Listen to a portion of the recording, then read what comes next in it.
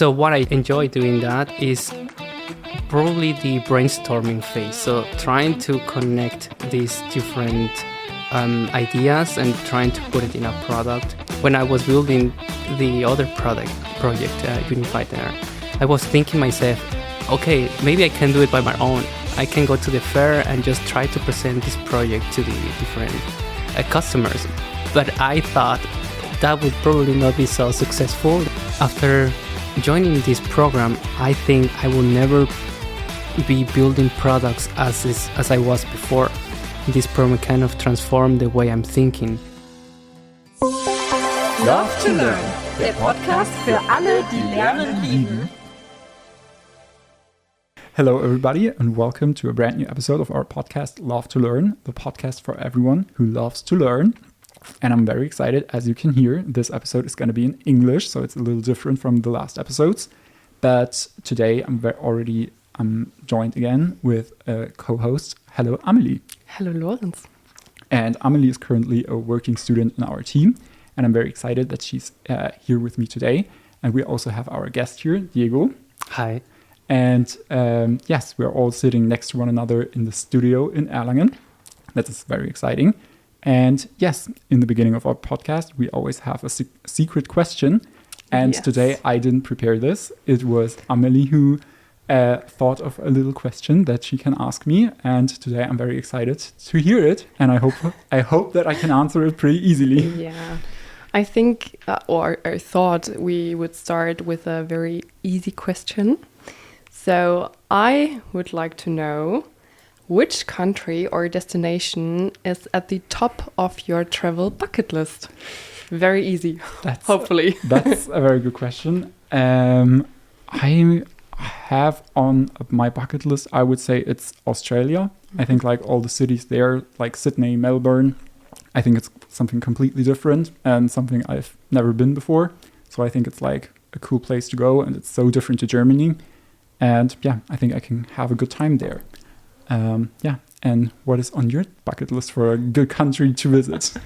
Actually, I can't decide because I would love to do a safari in Africa, South Africa. Yeah, that's...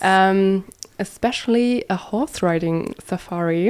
Ooh, okay. Because I'm a horse girl, so that would be a dream. Yeah. And I would also like to see the Northern Lights, so something like Norway, something like that would be great. Yeah, I think that's a very cool thing. Yes. And you, Diego? Oh, for me, it's changing all the time. So currently, I think I would love to go to Galapagos Island, to Ecuador, Quito. So, that's my current place to be. Nice. And always in the beginning, we did a little research on Diego, on you, and we looked through the entire internet, and we tried to find out as much about you as possible. And we wrote down a little text, and now Amelie is going to read it out for you. And afterwards, you can say if the information we found out, if they are correct or if they're maybe wrong, or if you have any additions or so. So Amelie, please read the text. Yes, I try. So your very impressive journey began with a bachelor's degree in computer science in Mexico, followed by a master's degree in computer engineering at the Technical University of Ilmenau. After gaining valuable experience as a software developer, you joined Siemens in 2014 and have worked in different functions and projects. Over 2.5 years ago, you founded the Unify Air project, which has already won several awards, including the FA Award in the Out-of-the-Box category and first place in the award for the Inventors Contest 2023. We will certainly find out more from you later what exactly Unified Air is. So we are very happy you're here today. So welcome, Diego. Thank you. Thanks for having me. And are the information we found out, are they correct, or did we miss something very important, or is there anything you want to share about yourself that we might forgot? It's mostly correct, except that the Unified Air didn't won didn't win the first place contest, that was something that I won myself. So Okay. for the last 3 years, I believe, I got this Innovation of the Year in the region where I'm working at, and probably that was coming in the mix. Okay. Yeah. Perfect. Okay. Yeah, but pretty close. And Yeah, it's still pretty very close. and it's, Yeah. and it's still very impressive. So Yeah. yeah. And before we're going to talk more about Unified Air and like the awards and stuff, we want to get to know you as a person a little bit better. And one question we love to ask in the beginning is, can you describe yourself in 3 words? So I would say deterministic, focused, and hungry. That's a good combination. Yeah, Yes. hungry, same, always. And also, like, even worse than hungry, hangry. Oh yeah. Yeah. Oh yeah. It's a bad combination. Yeah. Yeah, but that's like a good mix of points to describe yourself. I think that's a good way to get to know you. And one other question we like to ask in the beginning is, what step in your life or in your career, or like if it's private or professional, doesn't matter, which step in your life are you very proud of? Something changed. Something happened in Mexico when I was in high school, and maybe that's the reason that I came to. Definitely, this is the reason how I came to Germany. So in high school, we have the class of physics, and I remember my teacher coming to the classroom. I was 16, 17 years old, and he started to teach us about relativity, so about Albert Einstein. And he made it in a fascinated way that captivated me for the entire class. And at the end of the class, he said, "I have a book with me that you can borrow if you want to have it." So I really, really fast raised my hand. I took the book with me at home, and I read it in 2 weeks or less. After reading this book, I went to my mom, and I say, "Mom, Albert Einstein was born in Germany, so I want to go to Germany."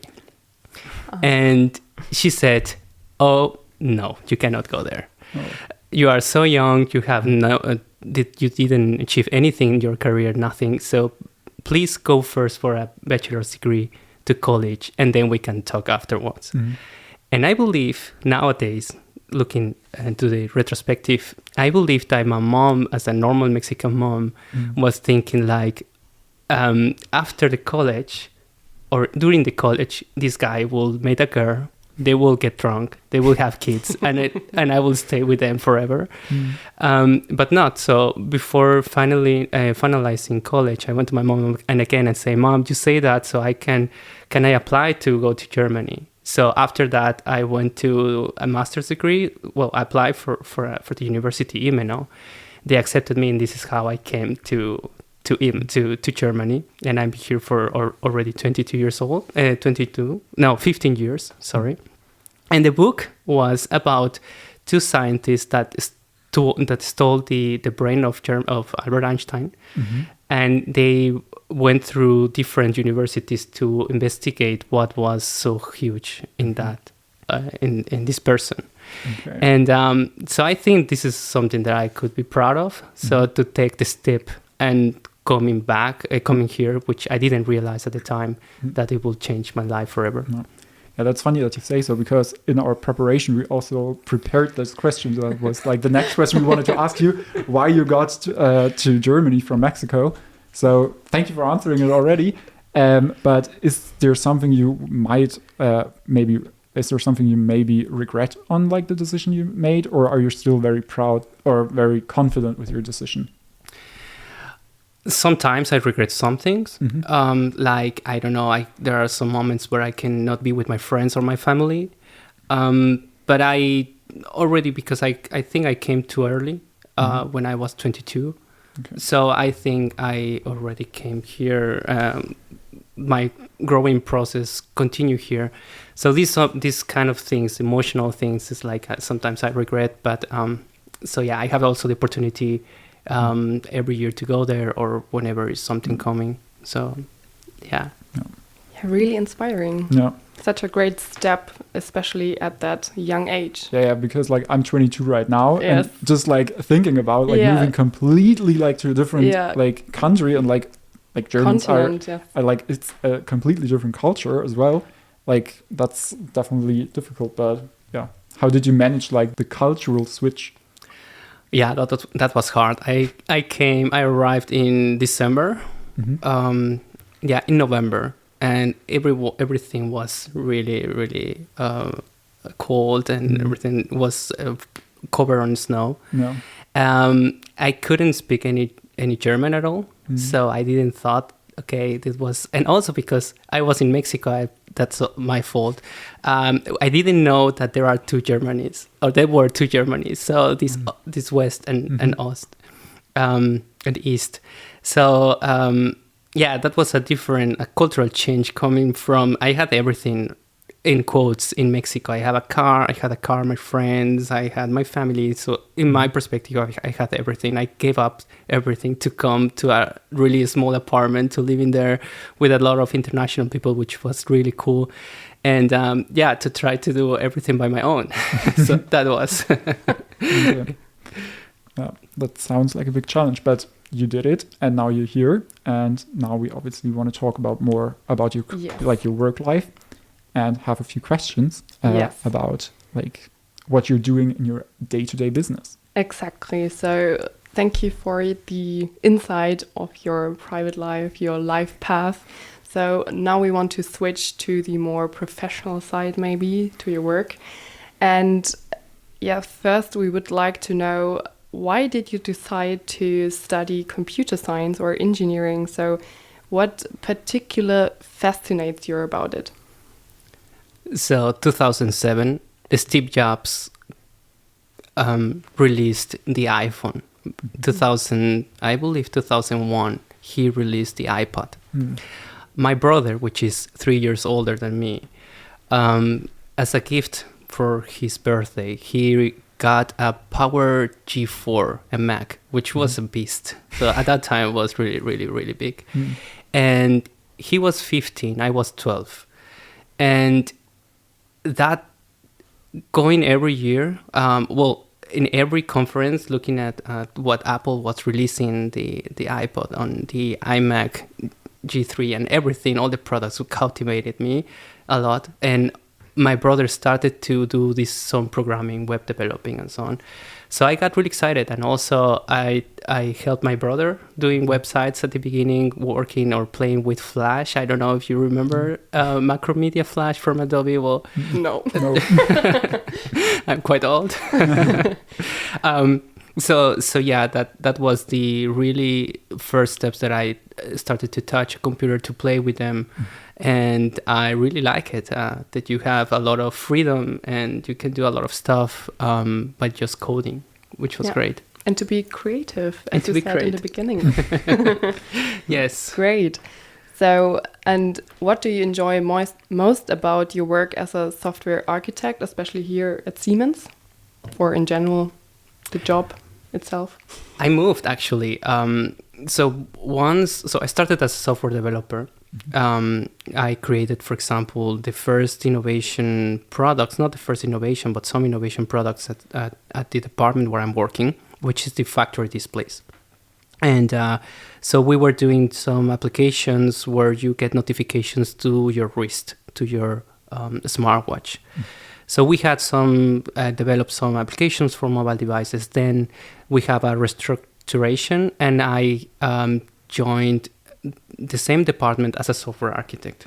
And during this process of software architect, I was having ideas of what we can do and so on. And then I moved from them to start this internal startup. So what I enjoy doing that is probably the brainstorming phase. So trying to connect these different ideas and trying to put it in a product, going to customers, getting feedback, and so that's probably what I most enjoy. Very cool.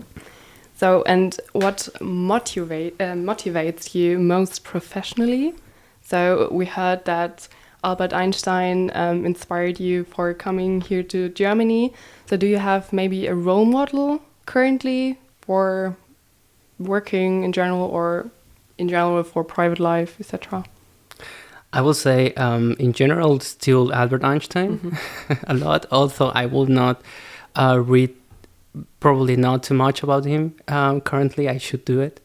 I think what inspires me a lot is the possibility to have impact in the industry. And I think this is something that Siemens offers because it's so big. You have a lot of opportunities going to customers without rushing too much. I remembering when I was building the other project, Unified Air, I was thinking myself, okay, maybe I can do it by my own. I can go to the fair and just try to present this project to the different customers. But I thought that would probably not be so successful, and I would need to stay there for many, many years in order to get the relevance from the customers. But being at Siemens is so cool because you get this push of a lot of customers, a lot of needs, a lot of problems that you want to solve. So impact that you can create. Yeah, very cool. Yeah, cool. And one of that was obviously Unified Air. Would you like to describe it a little bit more? I mean, a few of our Siemens employees and a few of the Siemens listeners already heard a little bit about it on one of our little events we always host internally, the Lunch and Learn, where you already presented Unified Air. But can you describe a little bit more for the people who don't know it already, what Unified Air is, what it's all about, and give us a little, I don't know, like easy explanation for all of the people who are not that deep into the topic. So this is the problem. Factory workers have to deal with multiple interactions when they are producing something.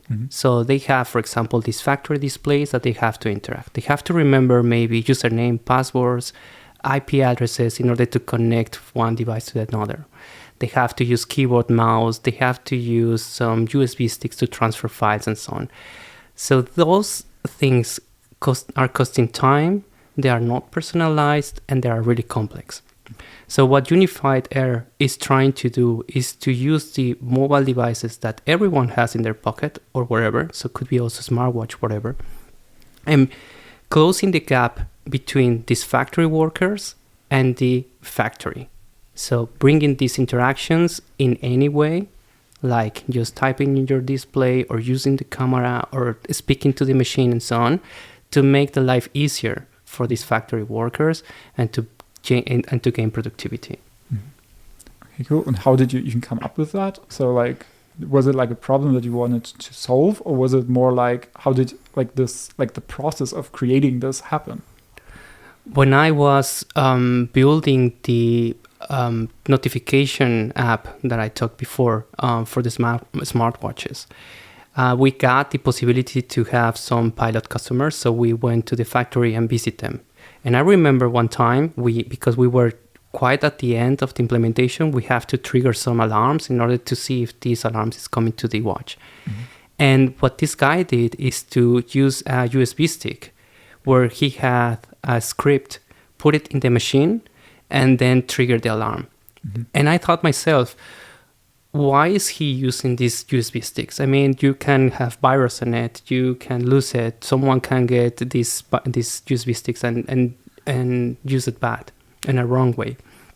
And so we are now really familiarized with AirDrop, AirPlay, nearby sharing, and this kind of stuff. And I just put these different ideas into a product that we can do, and this is how the idea came. Yeah, cool.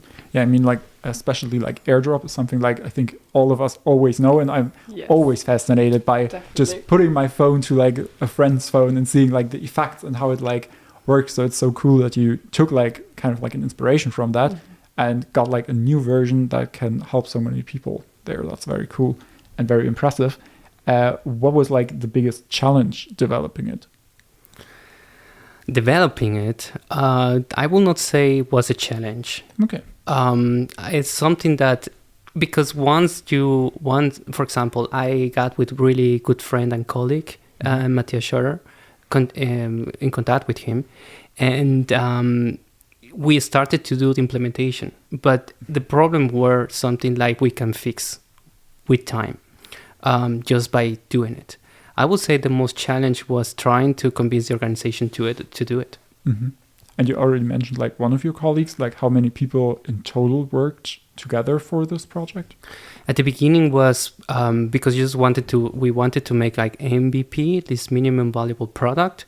We were just trying to get just the feeling, is this something that we can do? And actually, by doing this airdrop story, we found out that this is not the only feature that we can do, which was also cool. Mm-hmm. Then we started to talk to customers, and they started to tell us, oh, with these things you can do this and that and that and that, which opened more things, more possibilities, more features that we can include. Mm-hmm. Mm-hmm. So at the beginning was 2 per people for the first product, which is getting biometric authentication. So like your banking account in your banking app, that you can log into the machine. For that, we were around 4 people, 3.5, 4 people. Okay. Cool. That's like a cool, like a smaller group. And so it's like probably a little more like intense and more familiar. Yeah, more familiar. Yeah, that's very impressive. And as you already said, like the idea itself can develop now into much more and like different things. What are there like what possibilities might there be for like the original idea, how it can like get even bigger? Yeah, there is no limit. Probably it is. But for example, we started to work with or to try some demos on metaverse using virtual reality. We started to do some demos on other technologies that allows you to make indoor navigation. We started to explore with this Gen AI ChatGPT thing, which is also excited today. Today is the Apple conference. Yeah, I already have that on my list as well, because I always love like seeing like the new iPhones, the new, like, I don't know what's like what's happening this year, but I'm already excited to see what Apple is going to launch this year. Yeah, product execution at Apple is really cool. Mm-hmm. So I really love to watch it. No. And they are releasing this Apple Intelligence, so something that we can use actually to empower Unified Air, let's say. But currently, it's just prototyping. It's just talking to customers and trying to find value with real problems. Okay. So you would say AI plays like a big role in it, or like in like the process, and it can definitely help you guys, or? Currently not. Okay. We're not really into this AI helping us. The most is just to go into the customers. We also realized that most of the customers, they don't really, the problems that they have, they are not like, I just put an AI or metaverse or whatever. I think this is more like a evolutionary thing that will happen in the future. So yeah, we kind of have to start small steps. Small steps. Okay. Yeah, very cool. And you already talked a little bit about it, but what would you say was like your biggest learning from the entire process of Unified Air? Like, what is like one thing that you can say, okay, that in particular I'm very like proud of, but also like that was like a thing you didn't expect in the beginning, that you didn't expect to happen? I went really into interaction design. I didn't realize how does it mean to work with different components like microphones, cameras, and so on in order to create an appealing user interface and interaction, which is hard, and I really enjoy it to work on that. So this is more into the technical part. Into the not technical part will be something like managing teams in order to drive innovation and for strategic goals, I believe. So that we said, okay, guys, we only have 4 months to launch this. We have to push. We have to bring it to the customers because there is a value in it. And yeah, having a motivated team and have a purpose is cool. Cool. And how long did it take, like from the idea till like the bringing it to customers? Like, what was like the time phrase of that? It was around Yeah, it took like a 1 year plus from starting with the idea, writing the innovation, starting with the idea, with the thoughts, going to some investors, which in this case is the CEO of the organization where I'm working at, and then starting with the prototype, MVPs, and so on. So did you had any supporter? So you had the idea, and I think it's not easy in a company as Siemens to always fulfill your ideas, etc. So did you had, as I said, supporter, any person who helped you or believed in you? Yes, definitely. Without that, would not be this real. What happened is that because I was writing some inventions, that's something that we can do at Siemens, write inventions. I got this prize of the Inventor of the Year that came into the attention of the CEO of the organization where I'm working at, and he invited me to have a meeting where we have so that we can talk about what of these inventions can get value against the competitors or creating value to the customers. And that's how it started. So he said, okay, this is something that I would like to have. And I said, this is something that I would like to do. And this is how this support came. Okay. So you're like winning. You winning the award definitely helped you like in other projects in the future. Yes, definitely. Cool. In this case. Perfect. And how was it for you personally to win this award? Like, because like I believe like you worked for years on like a project, or like in the other case, like for a year, and you put so much like sweat, tears, and soul probably into it. How does it feel at the end to get like an actual award for something you were working on for so long? Yeah, that changed actually. That kind of transformed everything. I got the opportunity to join this Next47 accelerator program, which is the accelerator company inside Siemens, which they helped me to go more into customer discoveries, customer journey. I got in contact with so cool and brilliant people because of this project. I got the opportunity to launch this project. So that changed a lot and helped me a lot. Yeah, cool. Perfect.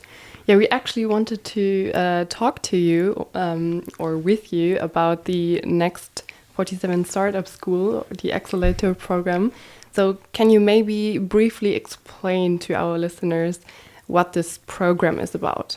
Yeah, so Next47 is an internal startup incubator, actually not incubator, accelerator program, where they are responsible of helping products to launch as a startup with this customer-centric approach.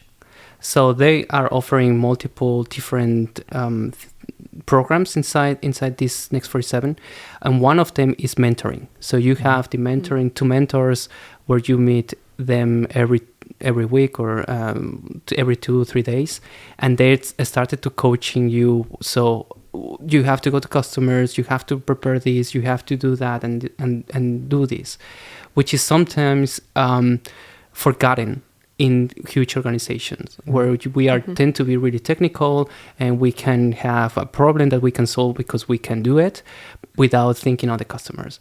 And there are the second program that I joined was about having a co-founder, an external company that work with us together in order to reach some goals internally. Yeah, very cool. And what motivated you to take part in the program? So what did you hope to learn from the program? And how did you actually got in? Did you have to apply? How were you selected? Yes, you have to apply. We applied. We sent some of our already known customer values that we had. They chose us, which is great. And the motivation was to learn and trying to also to get this customer-centric approach more deeply. So yeah, that helps a lot. And So what did you learn from the program? What helped you maybe in your day-to-day life? Was there anything you still have in mind daily working, or is it was in general an inspiration? Or After joining this program, I think I will never be building products as I was before. This program kind of transformed the way I'm thinking, like just going into the customers, trying to find problems, even though sometimes the customer will not really articulate what the problem is, but trying to get into that. Also having a good basis to talk to managers, to the inside Siemens and so on. So yeah, that helps a lot. perfect. It's such a cool like learning from it that you now have like a different way of thinking, and like that was able to change like the way you approach a project. Yes. Yeah, probably professional, but also privately. Also, maybe such a program, it changes you as a person, I guess. Definitely. Very cool that you had the opportunity to be part in this program. So, yeah, we talked about learning a bit. So you learned a lot in the program and in general.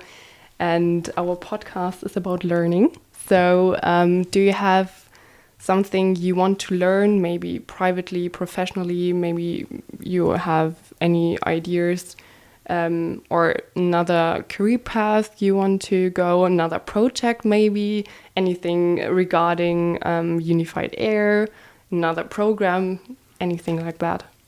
So something that I often do is to explore people, get into insights from the internet, from technology, from something that I'm really interested into, and write these inventions. And this helped me a lot because there are topics that I normally don't touch. It helps me a lot with new approaches, what is currently on the market, to really learn and create value out of that. So this is how I try to always keep up to date. And I'm currently exploring, besides Siemens, other fields, because I feel like something that I kind of regret, what we talked at the beginning, is that going for computer science pure as a university, as a studies, and I feel like the most powerful are some of the topics that you can study, like, I don't know, let's talk about biodynamics or biology or botanic or whatever it is, these different things, and combine it with technology that's make powerful. So I forgot your question. So maybe we can do it again. Yeah, it actually answers the question. So you try to learn new things also besides work, to be creative in work. Yeah. And now we kind of slowly come to an end of our podcast, and we always like to come back to like a little bit more of your personal life and a little bit more about you as a person. And what does a day in your life look like after work? Like when you're like finished with working, what are you doing in your free time when you just say, okay, I'm done with working now. Like, it was a good day, it was a productive day, but now I'm done with it and I just want to like chill out. I want to do nothing, or I want to do something completely different. What are you doing then? So I lived in Nuremberg, and the company where my office is in Fürth. So I'm cycling every day. So I started with fresh air. Doesn't matter if it's winter, raining, whatever, and also it's ending the same. And that helps me to really just chill out. So just process all the information that I had at the work, all the problems or all the cool things that I'm working at. And that, yeah, on the nights, I don't know, for example, today I will watch the Apple conference. Other than that, I really liked some reading books. Like currently I'm reading something about Bauhaus, if you are familiar with. Slightly. A little bit. So yeah, So just staying there at home and Something to relax. And something to relax. Yeah. But I think it's very impressive that you always take the bike to work. Yes. Because like I personally live in Erlangen directly, and I don't know, like taking the bike would take me like, I don't know, 10 minutes or something, like 10 to 15 minutes. And in the beginning, I always was like, okay, I'm going to do it. Like I'm going to take the bike. It's a good thing. Now, about, I don't know, 6 months in, I've never taken the bike. And I don't see myself doing it. Yeah, I would say start tomorrow. Yeah. But the weather is the weather maybe not the best. Yeah, the weather's getting worse. So I don't see myself doing this year, but maybe next year, new year, new me and stuff. So maybe I'm going to start taking the bike. Maybe Diego has a few tips after the podcast Yeah. for you Yeah. how to do it, Yeah. how to start. How can I get motivation to take the Yes. bike? You have to get rid of some of the things that make you comfortable. Like coming here, maybe it's because you have, I don't know, you have the U-Bahn or the metro. Yeah, the S-Bahn. So what if you just kill the license or the ticket Yeah. and you don't have other chance to come because it has to be with a bicycle? Maybe that could help. Yeah, that's a good idea. Maybe I should do that. But You should. It's easy for me to say because I'm definitely not able to take the bike because I have to drive 1.5 hours Oh, with the car. So Yeah. I'm out. It would. that's a good probably- excuse. Yeah, it's a very good excuse, and it. Yeah. So you already said like reading. Do you have any other hobbies or like things you love doing in your free time? making videos, filmmaking. Wow. Yeah, okay. Für meine Reisen mache ich sowas. Oh, That's yeah. cool. Photography and filmmaking. Yeah, that's very nice. Yeah, that's Okay. something I'm doing also here at Siemens, doing like creative work with videos. And also like after, as you said, like after a vacation, when you've been anywhere, like it's always nice taking beautiful pictures, beautiful videos, and just collecting the memories like somehow. Yes, filmmaking and photography.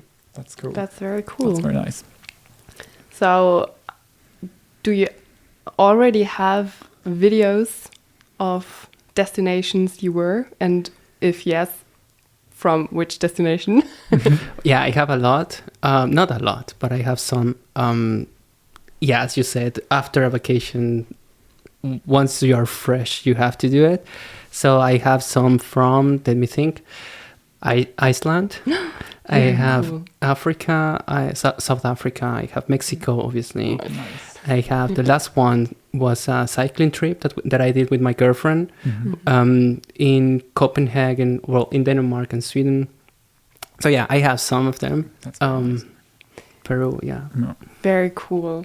So, what do you actually do with this video? So, do you maybe watch them once a year and once a month, or do you just enjoy creating the videos?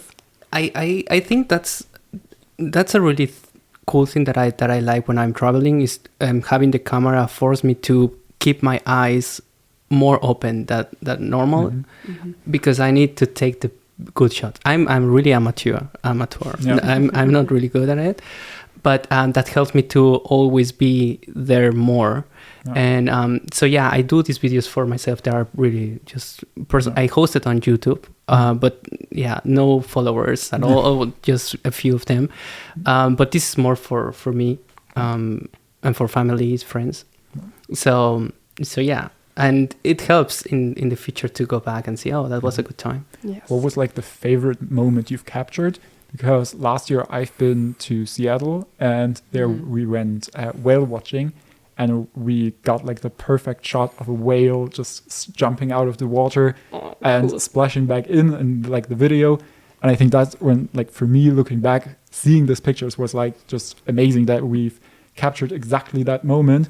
And like looking back at it, it was just always such a nice thing. So I wanted to ask like if you have maybe like a similar picture or similar moment. We were in Kyoto and it was really crowded. And I don't know how, but we saw one geisha coming down, which was not something that it happens so often. So I had the camera here just with the red button just there. And I took it. The camera, and I made like I took some scene from her, but I thought, no, this is not cool. So I went to her and asked her, hey, can I make a video of you? And she said, yes, I will love that. And yeah, so she smiled for the camera, and that was really cool. That's very nice. That's very cool. I actually asked you the question, what do you do with the videos? Because I'm doing, I wouldn't say a similar thing because it would be over the top, but I always create after a vacation a photo book.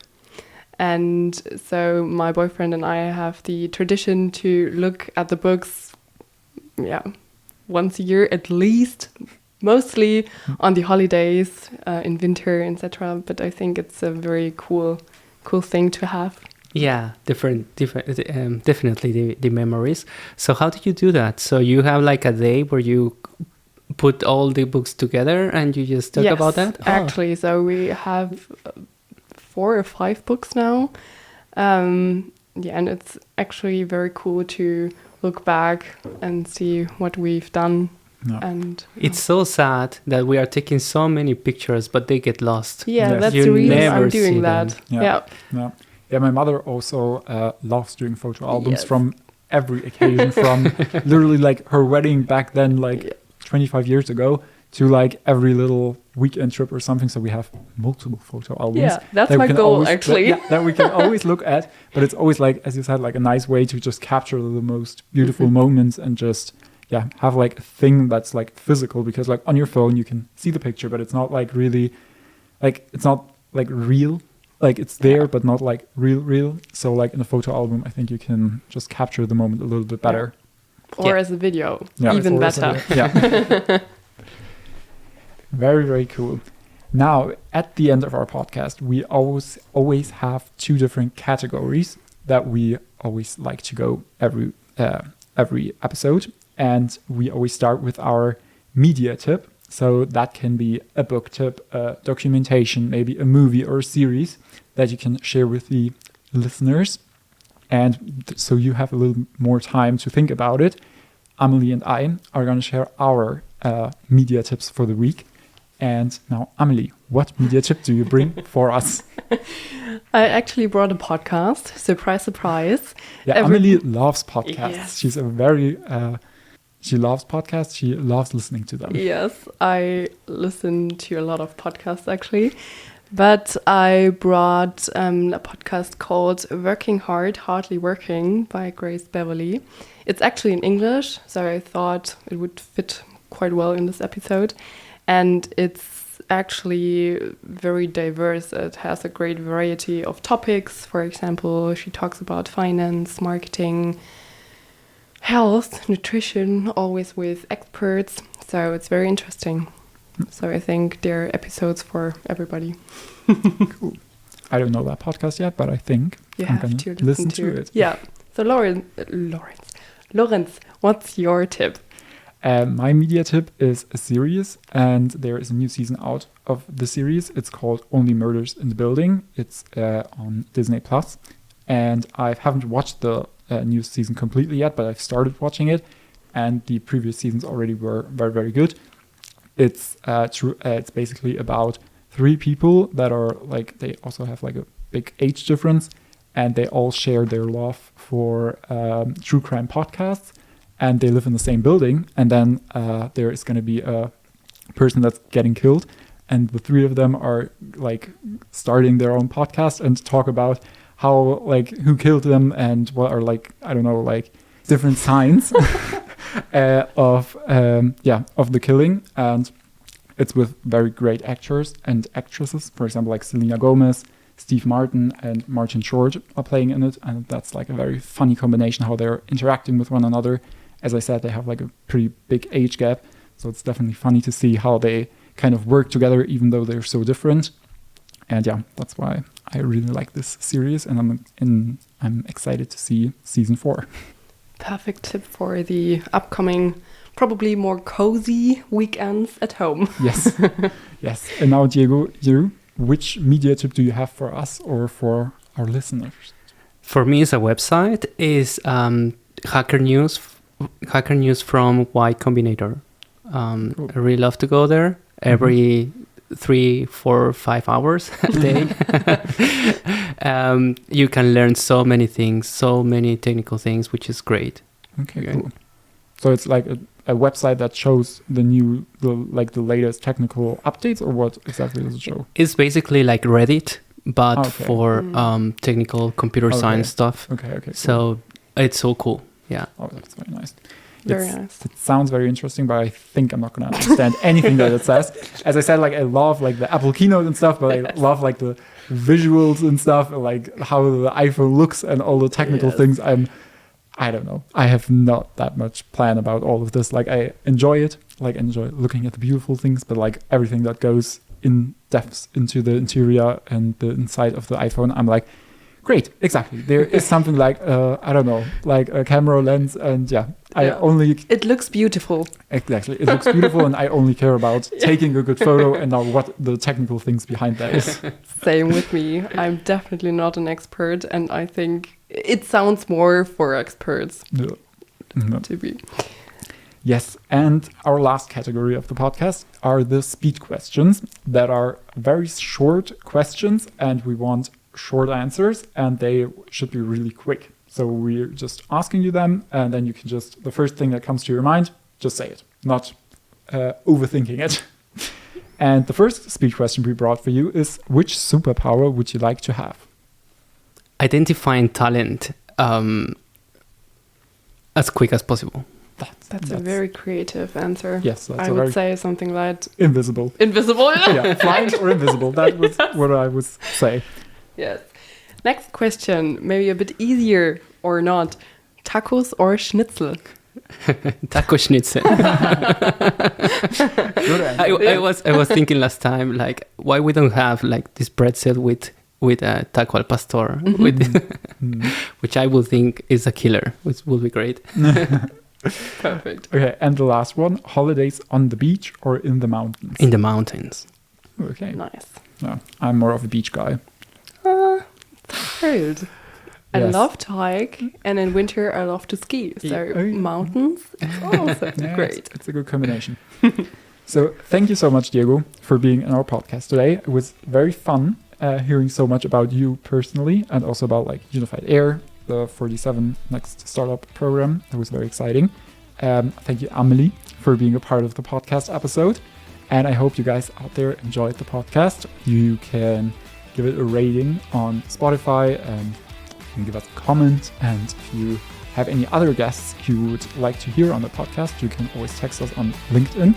And maybe if you personally want to join the podcast, you can text us as well. And thank you for the two of you to be here, and bye. Bye. I really enjoyed it. Thank you for having me.